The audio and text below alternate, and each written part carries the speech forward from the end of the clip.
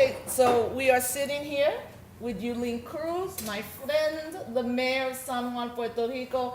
I mean, many of us want her to be governor. We'll just put it out there now.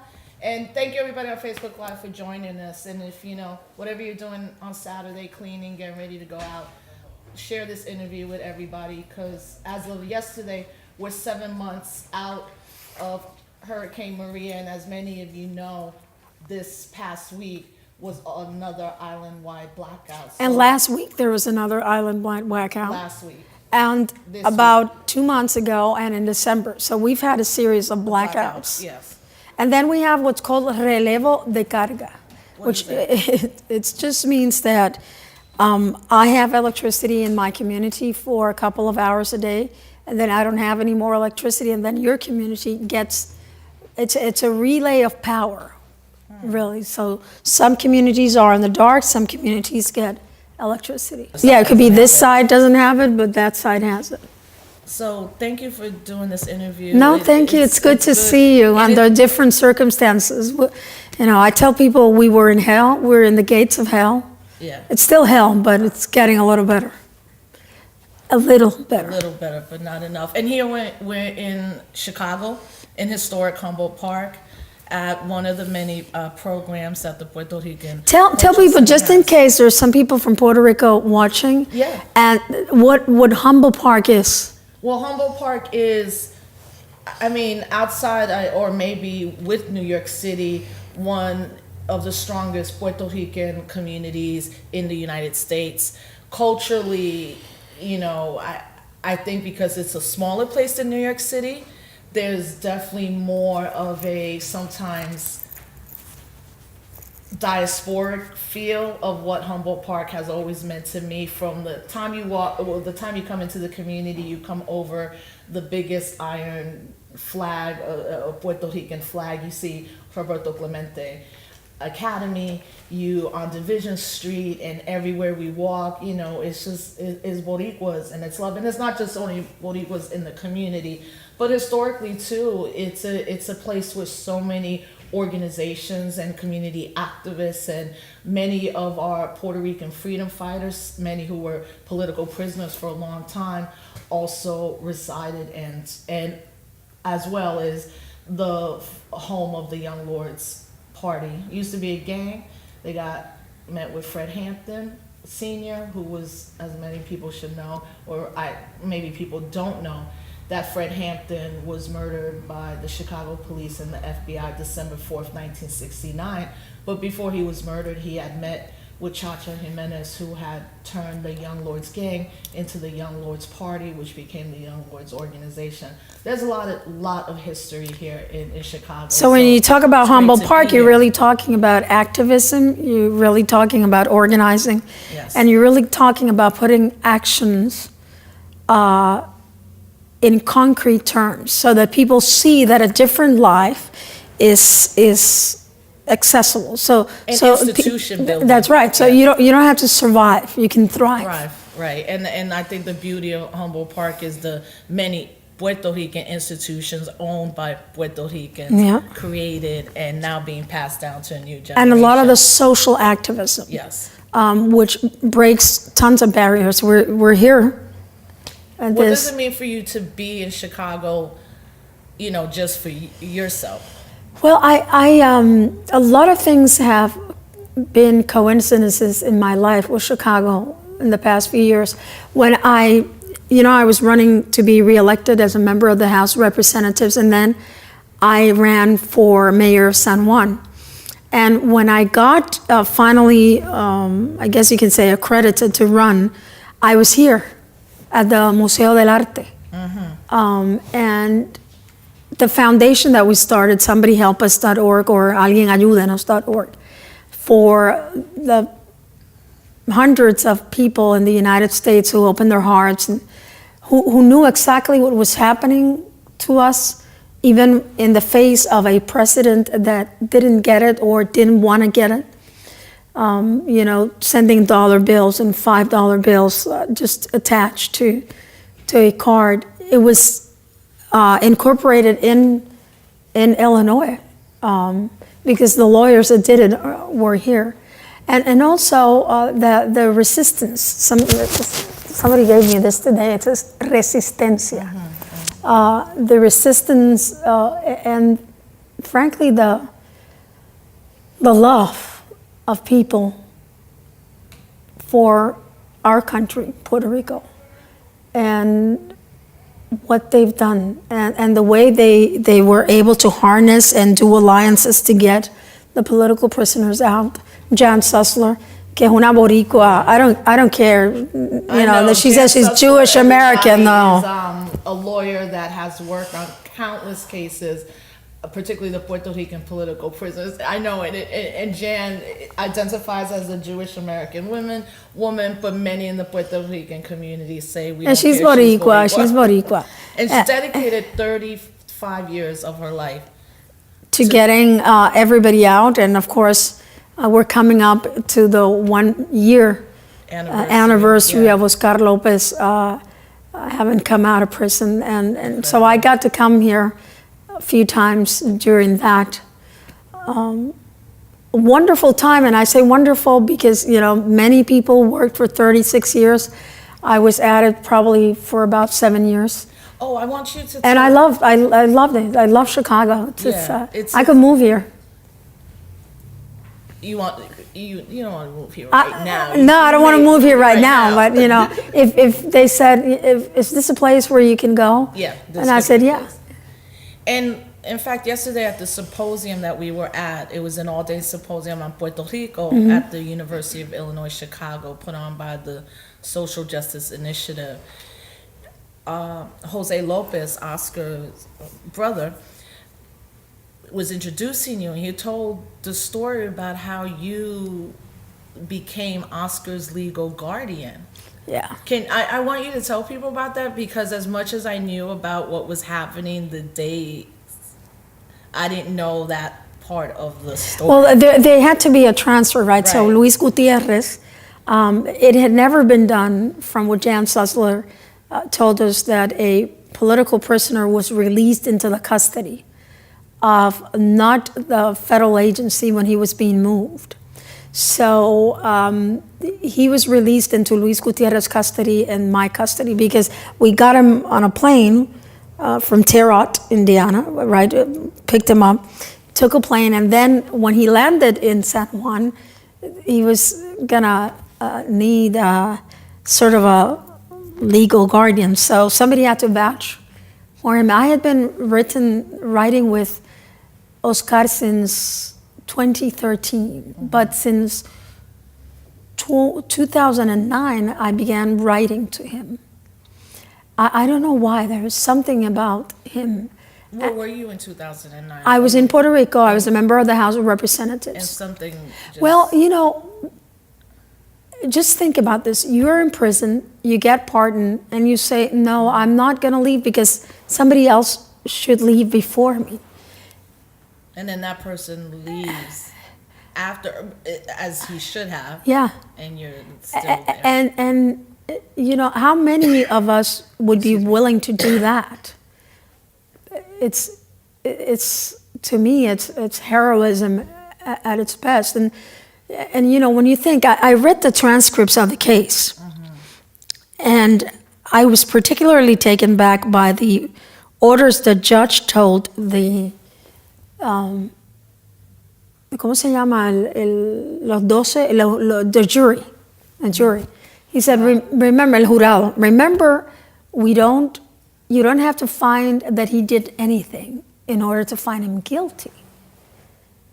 I mean, because isn't that very un-American to say that? Yeah, but and people should know that that's also because he was charged as the Puerto Rican political prisoners, all of them under that seditious conspiracy law, which has only been used against Puerto Rican. And it started when the Civil War of the United States took place. So it means you don't actually have to do, it's a philosophical crime. Yeah. You don't actually have to do something.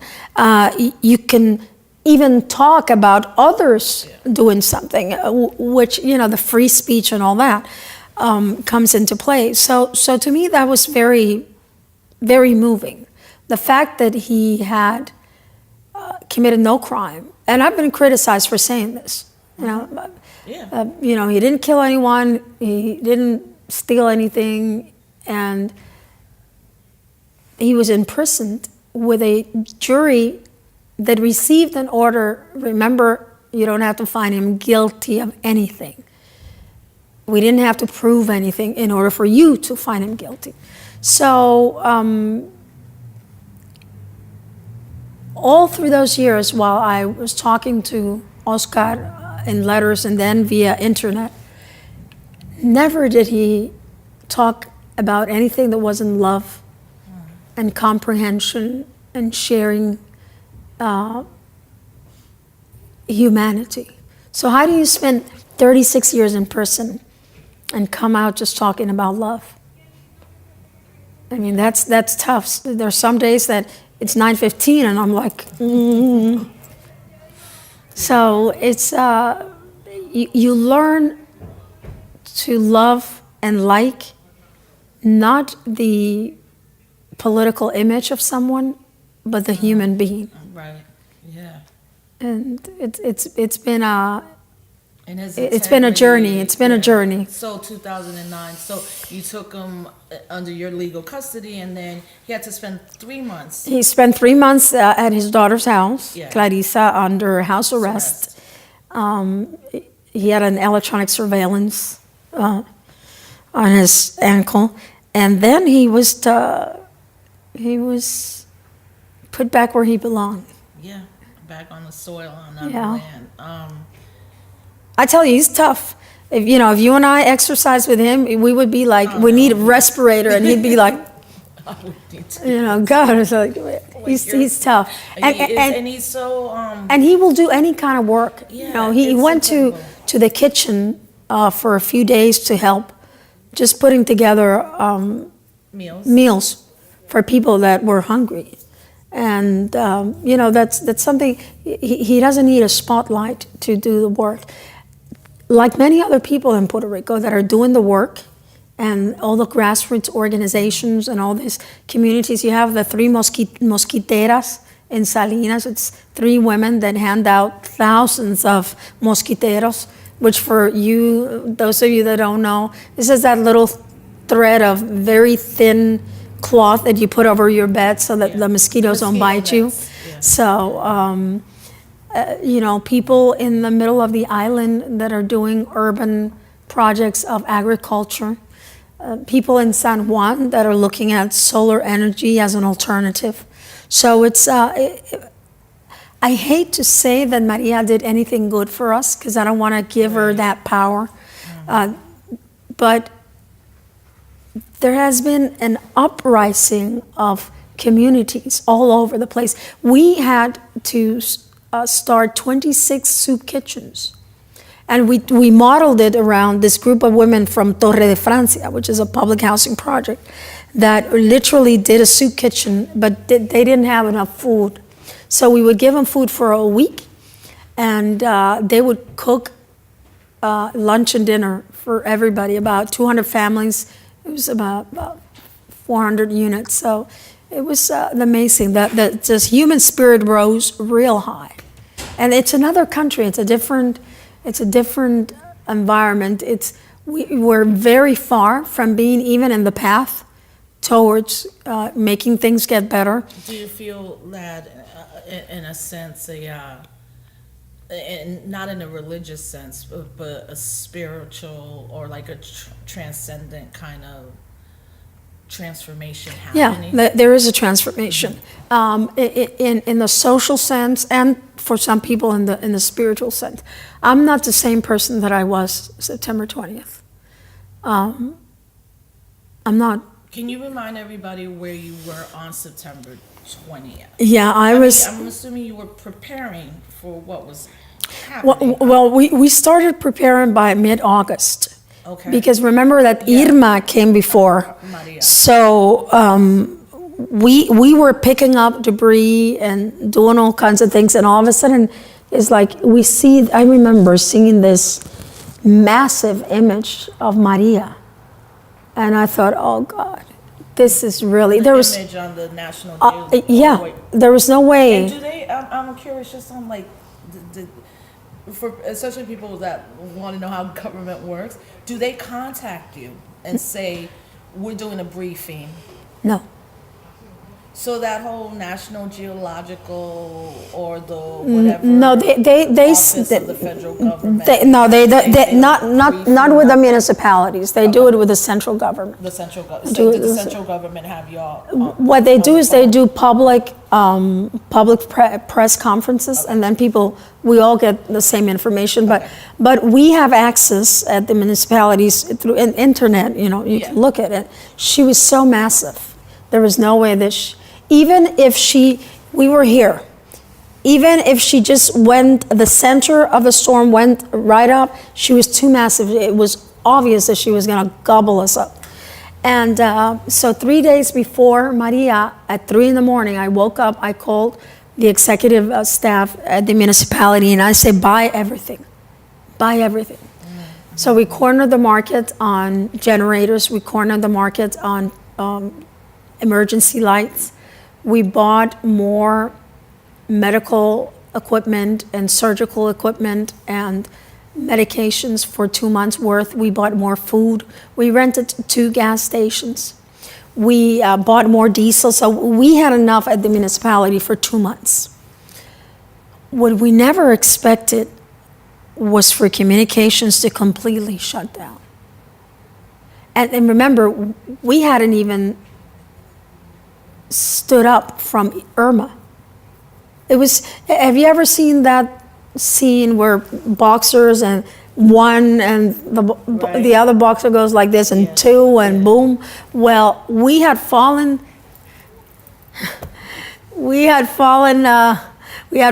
down, and they were counting 1, 2, 3, 4, and all of a sudden it was like somebody knocked us while we were down or kicked us. So we were getting ready. We started. Give me a quick second. Primo, thank you for letting me know. Yes, the Young Lords Party was founded in Lincoln Park, not Humboldt.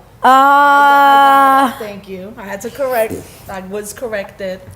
So what they did is that we had 7 shelters run by the municipality. And the largest one was where we saw each other at the Coliseo Roberto Clemente. There were 685 people staying there. And for the first time, we really didn't have to force people to leave their homes. They came voluntarily. They had rehearsal 3 weeks before with Irma. We had people coming from all over Puerto Rico. They said, well, Mayor, I heard that you treated people very nicely here, so I want to come here.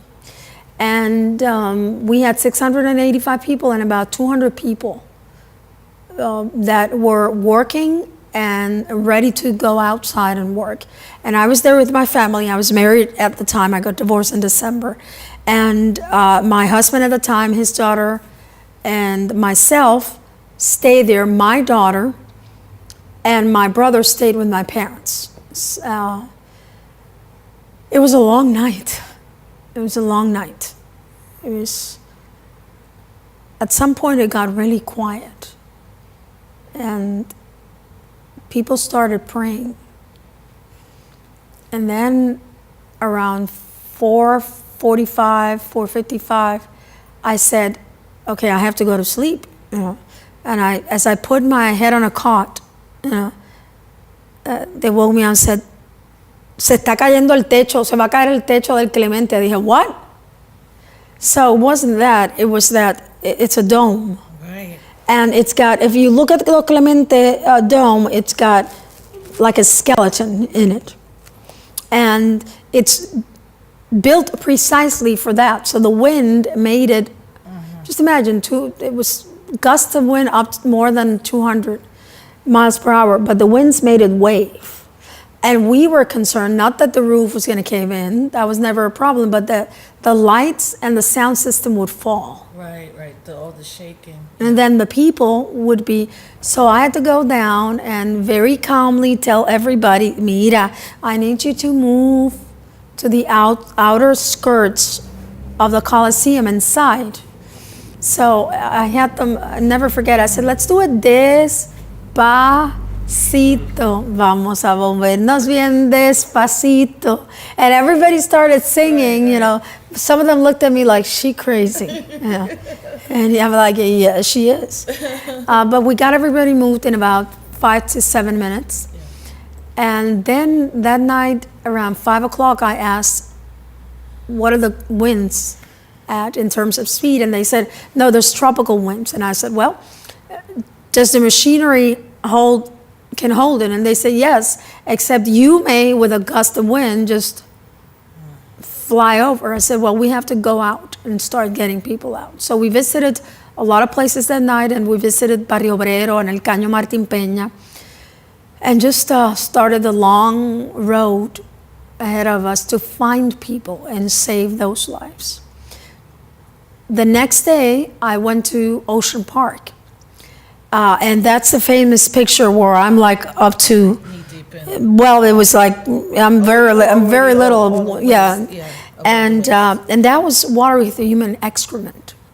Well, the first place we went to when we got there, and it was October 3rd, so 13 days after, was Ocean Park. And it was still flooded. It was still flooded, but you could smell, and then we began to talk to people who were there trying to fix stuff already. So it's, it was tough. So that was the September 20th, that night you're there. No, I spent from, I think it was September 18th or 19th till the end of November, living at El Coliseo Roberto Clemente. Oh no, I mean the day that the hurricane came. I went to on the 20th. That night I was already out. On the 21st and the 22nd, I was at Ocean Park. Yeah, and then you stayed. And Playita, I lived in the Coliseum till the end of November. Yeah, I said. You never left? I mean, you left obviously to do things. Yeah, no, I slept there. And the staff that worked closely with me also stayed there. Some of the people brought their families in because there was nothing. Right. So we had to take care of our own. We had to take care of our employees. About 2/3 of the employees didn't come back to work until about November. So you're doing all this stuff. You have, employees, staff, volunteers. Things are happening on the island. I just want you to relive that moment or recount for us the 45 moment. I don't use his name.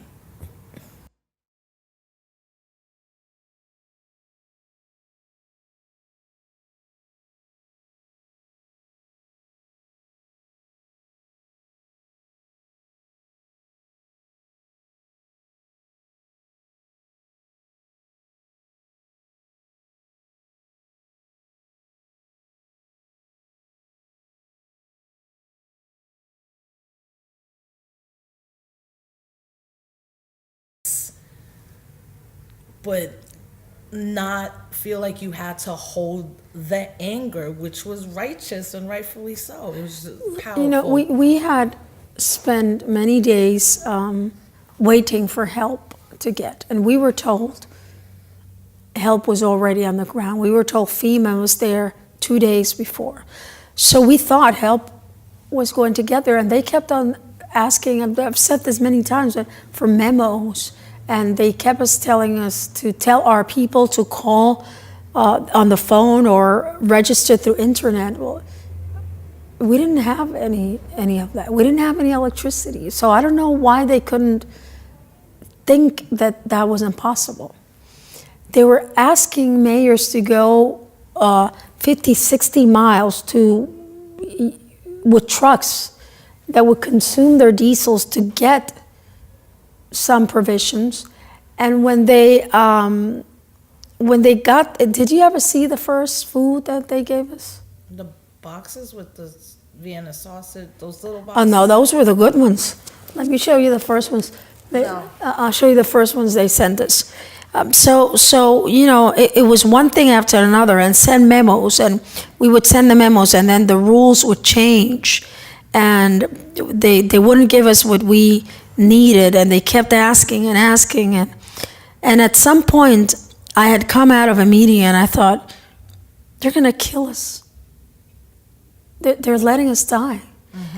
I had enough stuff that I could share some of it.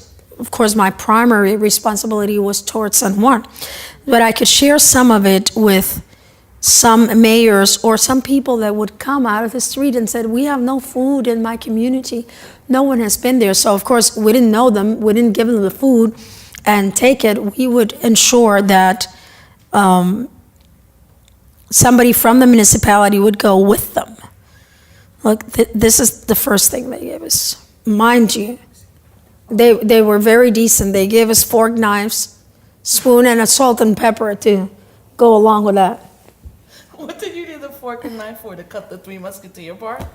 I'm confused. Perhaps because they wanted a ration. Yeah, isn't that amazing? Great. No, isn't I never saw this that is this is a bad. The first one we saw, and then also saw from you, was when the boxes came, and it was obviously still inadequate. But at that, but it was point, a lot better. The mainstream media was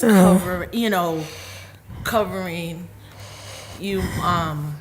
Did you ever see this one? Make America Great Again, **, some restrictions apply, offer not valid in Puerto Rico. No. Offer not valid in Puerto Rico, isn't that cool? Yeah. So you and did that then we that day where you said, we were dying. We were dying. So then the Trump administration's response. I said 45's administration response. I can't remember. And but the thing is that I did something, and I said it. So I'm going to do something that I never thought I would do. I'm begging, and for everyone that knows me knows that I don't do that. I'm begging the President of the United States to take charge and save lives. And his answer was to call me nasty. Right. That was his answer. Well, I often say now that nasty is what a bully calls a woman that can get shit done. So I see women wearing nasty T-shirts all over the place, and I'm so proud of them for being unapologetic and fearless about what they want. So, but others heard, and the American people heard, and the diaspora heard, and we started getting. International community finally heard. We got 75,000 pounds of food, water, and medication from Chicago. Now, we got that from the Puerto Rico agenda. We got that 5 days after the hurricane. So how come Chicago could put that together and the feds couldn't? DC. We got from New York, we got from DC, we got from Philip Levine in Miami Beach. The AIDS Health Foundation helped and took generators down to Puerto Rico. Goya, Chobani, Chocolate Cortez, Tres Monjitas. And all of a sudden, look at what we could give people because of private donations. Yeah. Suiza. Yeah. I mean, that's different, right? Yeah. And if you have 5 people in your family, I could give you for 7 days for 5 people and water. I mean, that's definitely better than, That's food. That's food. The other thing's a bad snack. Right. I mean, it's not, the other stuff's not even food. It's a snack. You know what we used to do? We used to break them apart and then give them as snacks. Right. Literally give them as snacks. So. And then you just, I mean, I think what was. You get mad because this isn't about political partisan crap. This is about saving people's lives. Out of one building, we took a couple of days after the hurricane, 21 elderly people that had been taken to the hospital because they were dehydrated. So I was seeing this in the street. All the reporters were seeing it. You saw it when you got there. And the agenda and the narrative was so blown out of proportion that I thought, I got this week the Ron Rittenhour Award for Truth Telling. They told it was the first time that they had given it to a public servant, an elected official. And Ron Rittenhour was the soldier that wrote the letter to Congress that began all the congressional hearings about Vietnam. And people often ask me, why did I do it? Well, I had no choice. When you're hit with injustice, when you see it, when it stares you down, you have two choices. You stand up, or you become an accomplice and you stand down. So when people's lives are on the brink, literally, of death, you have no choice. But you also, and as an elected official, right? And so many of our elected officials are not these type of elected officials, the ones that are elected to serve the people. And you were doing your job, essentially. I was doing my job. Not only that, what is happening with the governor at this moment and the central administration of Puerto Rico? Like, I think well, first of all, mayor. because they accepted his resignation, but the then director of emergency management for Puerto Rico told the Puerto Rican people, be ready to have no contact with your central government for the next 3 days. He said that on September 19th, and it was like, what? So they were taking the narrative of the federal government and they were going along with it. Why? Some people say that they thought that way they would not be chastised and they would continue to get help, or they would get the help that they needed. Somebody sent me, and I don't know who it was, look at this. This is an article from The Hill, and it says that the Pentagon, October 13th, accidentally included reporter in Puerto Rico's spin talks. So they talk about this reporter, Bloomberg's Christopher Flavel. And they kept including him. And look at this, September 29th. So that's 9 days after the hurricane. San Juan Mayor Carmen Yulin Cruz criticizes Washington's spin, calling Puerto Rico a people are dying story. So spin. So that tells you that there's a cover-up of reality. They're trying to spin something into a good news story, and I call it a people are dying story. The government message. So they're giving talking points. FEMA talking points ignore Cruz, instructing officials to say that the federal government's full attention is on Hurricane Maria's response. Now, this is another one that is really appalling. October 2nd, the massacre in Las Vegas dominates the headlines. A portion of the email reads, on that day, Bloomberg reports a government message as, the shooting has drawn mainstream TV attention away from Puerto Rico's response. FEMA says, still, the roundup seems to have lost some of its previous optimism. It concludes simply negative tonality. So the Pentagon takes the time to say, here's this mayor in San Juan wrecking everything up. So ignore her. And use the tragedy in Las Vegas as a spin talking point. And I'll give you the handle so you can tweet it. What that said to me was that they knew what they were doing. They knew it. And again, you either stand up or stand down. And I was very little when I was growing up. And my grandmother, Abuela Boricua. So she told me, you have to run a little faster, hit a little harder, and scream a little louder. And you have a chance for one hit. You're too little. They will cream you up, in the schoolyard. So if you don't start a fight, but if you ever are in a fight, you have to really hit and run fast, because that's all the chance you've got. Now, you never, if you see you're not going to outrun the other person, you stand up and fight. It doesn't matter what they do to you. So, here was the President of the United States. I wasn't going to outrun him. I didn't start the fight.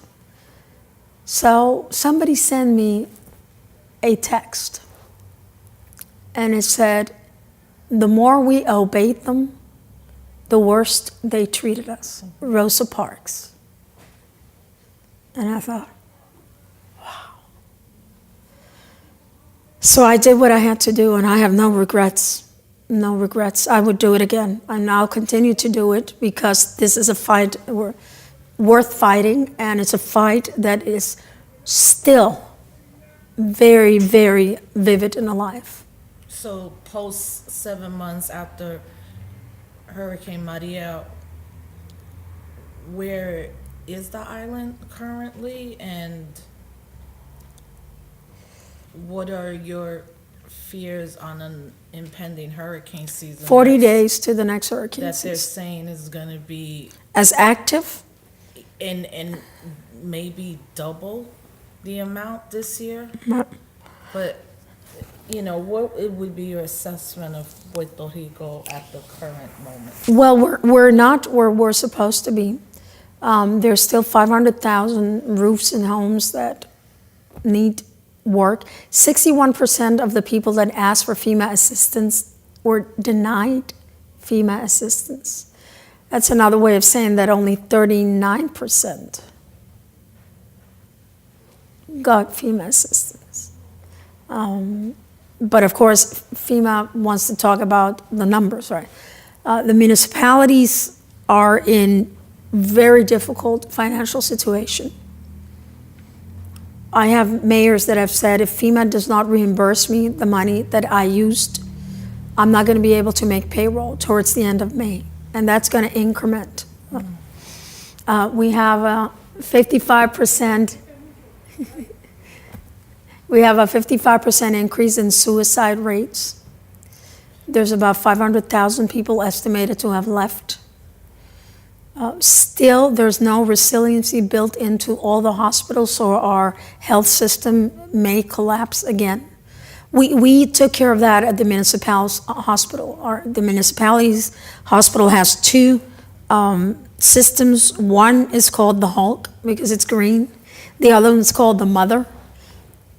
You can guess the second part of the name because it's a huge generator. And we're able to run the hospital, ICUs, operating rooms, emergency, everything. But on generator. So yesterday I had a very interesting meeting at the Illinois Institute of Technology, and talking about a potential alliance that will help us do nanogrids in our own municipal buildings, especially the health systems and the schools. And speaking of the schools, 283 more closed. Well, that's a bad thing. But do you think is what they did in New Orleans? So after New Orleans, right, what they did, and I had gone down to Hurricane Katrina and covered. So you lied first about the deaths, and then the forced exodus, and then the taking away of public housing, then the complete end of public schools in New Orleans. I'm not the first one to use this term, the charterization of the public education. What happens when you keep closing school? What are young people going to do? There's a couple of things, and this is the one thing that we have to own up to as Puerto Ricans living in Puerto Rico. Disaster economics has shown its ugly head, but it's because the governor has introduced it. He has used the pain of the people of Puerto Rico to sell things or try to spin things that usually people would not go for.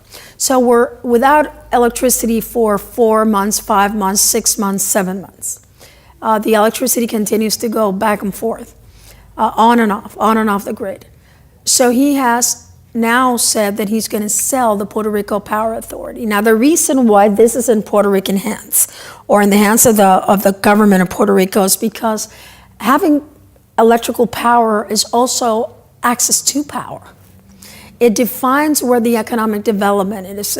The grid is sort of a map also of economic possibilities. So selling that there's nothing wrong with profit. There is something wrong when the government decides to deal with things in a profitable manner. So they may decide that in El Barrio Mani in Mayagüez, it's not profitable because there are not enough people to enhance the system or make it a 21st century transmission system. Or they may decide that, we're not going to change these poles here because we're not going to make a lot of money out of it. So I'm totally against that.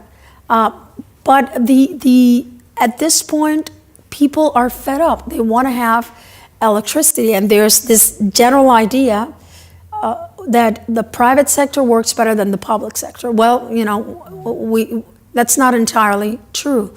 It's not always true. But the governor has also introduced, I can't even say the charterization, as you said. It's a privatization of the public school system through charters and vouchers. Now, this is the three things that it does. First of all, our children will not have access to an education that is intrinsically in tune with their community. Children may not, even in order to go to the next school, you may need transportation, and you don't have transportation. So that's one thing. Two is you are making the poor even worse off than they are, because you are taking away any possibility of being educated. And how are you going to have a thriving economy if you don't have people ready for that thriving economy? But third, it's also a way to disenfranchise voters, because schools are voting sites. So if I live here, but I vote right over there in my school, and now I have to get in a car, and I don't have a car, to go vote to the other end of the city, maybe I won't vote. Right. So, this may not be such a half-ass, it may be a thought-out process. So it begs the question, who is Puerto Rico for? Yeah. Right? When you have 500,000 people that have left, and in the past 2 years, about 500 millionaires have moved in, then you start seeing a sense of gentrification, which is a word that people in Puerto Rico are not necessarily emotionally used to. They may have read, gentrification happened in Chicago or New York. It's happened in Puerto Rico before. But there seems to be a gentrification cleansing portion of public policy that is running around Puerto Rico. And what do? You resist it. What do? You point it out. What do? You take onto the streets in a peaceful manner. And again, like I told you at the beginning, I hate to say that something good came out of Maria, but a couple of good things came out. And one is that the grassroots organizations are really relishing in the real power of organizing. And two is that no son los pelú and los loquitos, the ones that protest anymore. It's the grandmother and the father and the mother who now feel in their own flesh that their ability to provide for a better life is not there anymore. So now we have things like the Corporación de Cantera, that is a project of empowering a community of Cantera in San Juan that was stricken. No more money for them. So the government of Puerto Rico has become an accomplice. Right, and can you speak a little bit to this whole blockchain? Oh God, yeah.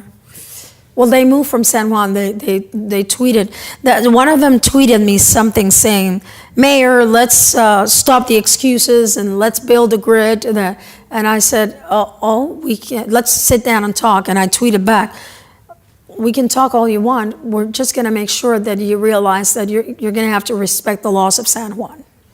And then eventually they said, "Well, we weren't welcome here, so we're leaving San Juan." Well, good riddance, And in terms of vulnerable communities in Puerto Rico, like that were vulnerable before, marginalized, whether it's African descendants in Luis and other parts of Puerto Rico.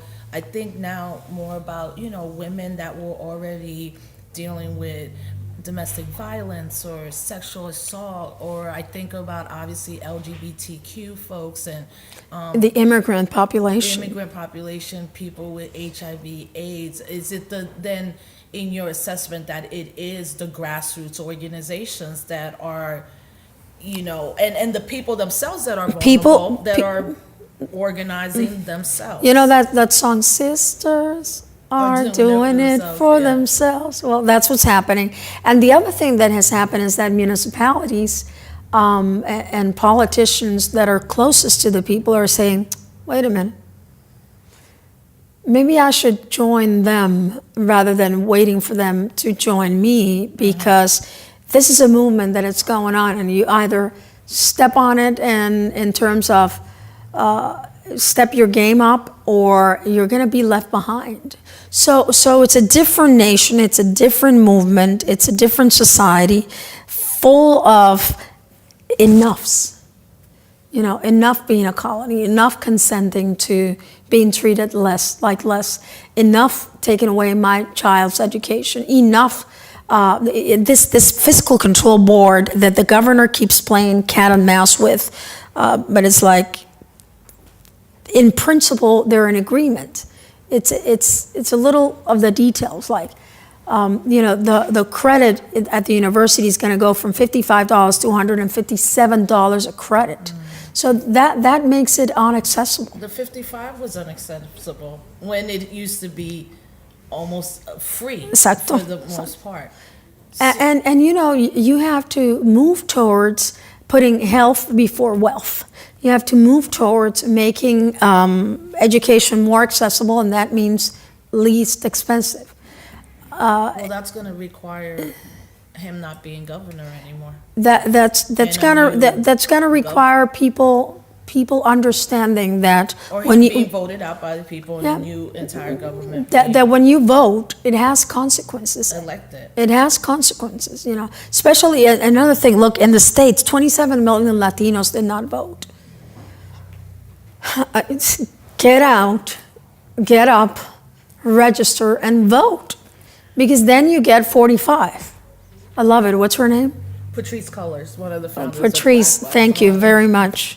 So as we begin to wrap up, I recently read where you, or I might have seen an interview where you were asked the question, this colonial status of Puerto Rico, and it is untenable.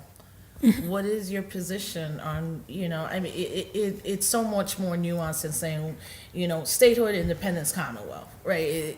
Or free association, right? With 2 passports. What's your position? Well, first of all, I would like to see free association with a dual citizenship. And why dual citizenship? A lot of Puerto Ricans really put a lot of faith and a lot of credence and credit on having the U.S. citizenship. But look, 5 million Puerto Ricans live here. 3 million live in Puerto Rico. So maybe now, I often joke, we are the diaspora, right? But what would Puerto Rican citizenship be then if it's not under independence? What would be? Well, no, not many countries. The United States accepts dual citizenships. So this is what free association is. It's like a prenup agreement. But what would that dual citizenship enhance for us as Puerto Ricans? We would be at the same legal level as having the U.S. citizenship, and people would be able to use whichever passport they want to use. And the right to then vote for the president? No. So no right to vote for the president. That would make you a state, right? Right. But rather than what is the final and end product, what I tell people is, let's agree on a freaking process, like the Constitutional Assembly. Mm-hmm. And let's sit down with the United States and say, okay, look, statehood, how long is it going to take? Is it going to take 10 years of being an unincorporated territory or an incorporated territory and paying taxes without having taxation, without representation. Independence, what is it going to take? Is it going to take 10 years of a sort of passing the baton? Enhanced Commonwealth outside of the territorial clause. What is that going to be like? For example, with free association, we don't need to have a post office system, postal system, so we can use the U.S. postal system. But then we can do treaties with other nations without having to come to the United States to get permission for. So once we have all that, all the cards are over the table, all the voices are being heard. Would be the Jones Act being repealed. Jones Act being repealed, the money to be provided to Puerto Rico provided in block grants so that the Puerto Rican people can decide how to use them. The ability to do economic treaties with other countries. And by the way, the Jones Act was repealed completely for Texas. Right. The Jones Act was partially repealed for USVI. That we cannot forget about it. The USVI is also really in a bad situation. That's but the they, United States Virgin Islands. Yeah. But they have a waiver on the act for energy reasons. So their grid came up rather quickly. And then let's agree on that process. Let's provide for a space of education, and let's all commit to accepting the end result, right? And people will vote. I personally think Puerto Ricans in the States should vote, but there's a lot of division in Puerto Rico about that topic right now. And then we will move forward. It's a hard topic if you start talking about it from what would I want, or what would somebody else want, or what would you want. If we talk about the process, we seem to be able in Puerto Rico to at least have a non-civilized conversation, and we should get it to be having a civilized conversation. And that it should be happening. You believe that this, I completely disagree with many Puerto Ricans, in the United States, when they'll say we shouldn't be having the political discussion, because the immediate need is response and relief, which to you can chew gum and walk at the same time. And I think about what Kimberly Crenshaw has coined as if we want to talk about intersectionality. Of course, we have the discussion. We have to talk. What one thing cannot do is we cannot stop doing what we have to do. We cannot stop dealing with the emergency and forget the urgent. And yes, we have to feed people and we have to get the grid back up. But part of the reason why we were neglected and injustices were inflicted upon us was because there is a structure, a government structure that can. There is a very, very bad expression, which I will not ask you to complete, but why do dogs do what they do? Because they can, So why is it that it was possible for the U.S. government to neglect us? Because there's a colonial structure that allows for that. So that has to end. The Fiscal Control Board, 7 people that were not voted by the people of Puerto Rico can now impose any type of legal or budgetary restrictions that they want. They're going to lower pensions for our neediest. They're going to increase the cost of going to school. They're going to lower the amount of healthcare services that people can get. And they're doing this for people that don't know on Wall Street. So that the hedge funds can get paid. Weeks of colonialism, imperialism, all every ism. That's not racism, good. Yeah. Sexism, is that you have 7 people who meet on Wall Street to make the decisions to make us poor and to make us subservient. And what has happened with Maria is that people have said colonial subjects. Yes, it's enough. Enough. Yeah. We're not going to consent to that anymore.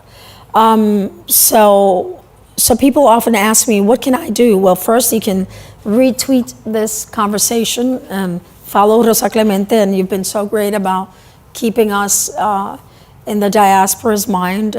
You can call anybody that you know in Puerto Rico and ask them how things are going, and just write a little story and make sure that all the people around you know. You can call the congressman or congresswoman and tell them, look, this is enough. And I think not only them, I believe that as Puerto Ricans in the diaspora, wherever we are, every elected official has to service also Puerto Ricans in their community. Yes. And we as Puerto Ricans in the diaspora should be saying unapologetically, very united, that an immediate need is to serve our people And on the island. And I think, Rosa, that the word is impossible to forget.